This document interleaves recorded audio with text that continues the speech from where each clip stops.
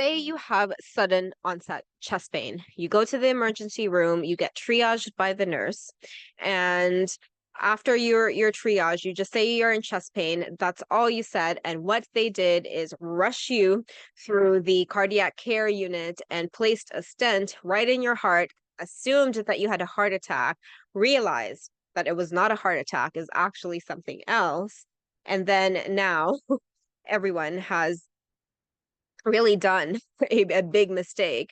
And for you, as the person who is experiencing the chest pain, you didn't really receive the care that you needed. Not the best situation, right?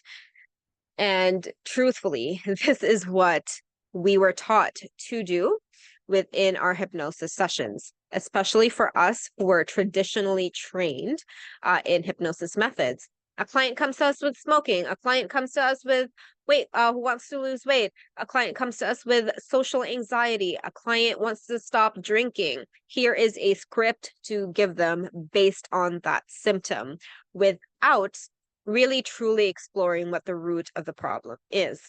Can we see how that is not the best thing for our clients? We assume that the chest pain client is having a heart attack. What if their lung actually collapsed?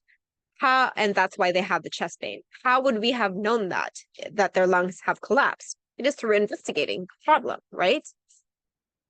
Now, contrast that, you go into the emergency room, you have chest pain, the nurse asks you, okay, what is the chest pain? What is it like? What does it feel like? When did it start? How long does it last? Is it always there?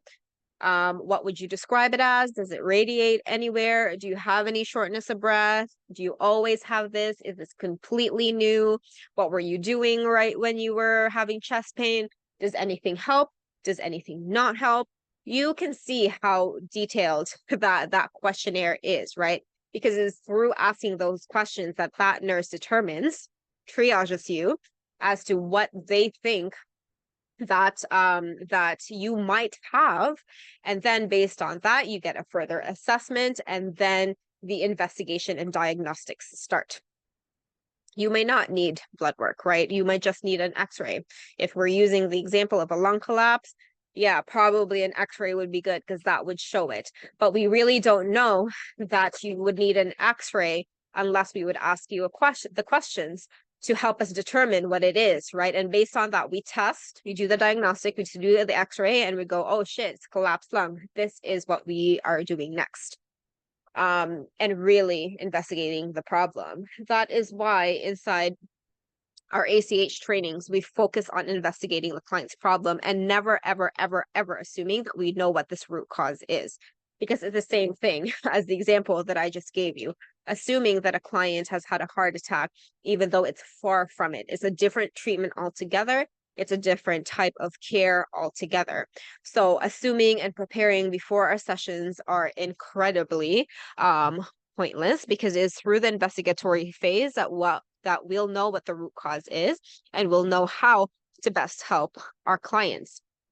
And so I hope that this example made you think, because really, if we just assume that we have the anxiety script for our clients, what if it's not really anxiety? What if it's grief from not fully processing the emotions that the clients felt after a loved one passed away 5 years ago, right? And it's just showing up as anxiety. But what really truly needs to be healed is that grief. So we won't really know that. And an anxiety script is not going to help a grief problem. Same thing with, a new stent in the heart is not going to help a collapsed lung. So really, by this approach, through the conversational hypnosis approach, we get to actually deliver what is best for our clients, which is why I love it so much, and why I do believe all hypnotherapists and coaches need this skill, because it can only help themselves and their clients. So if you're interested in the training at all, let me know, and I will see you soon.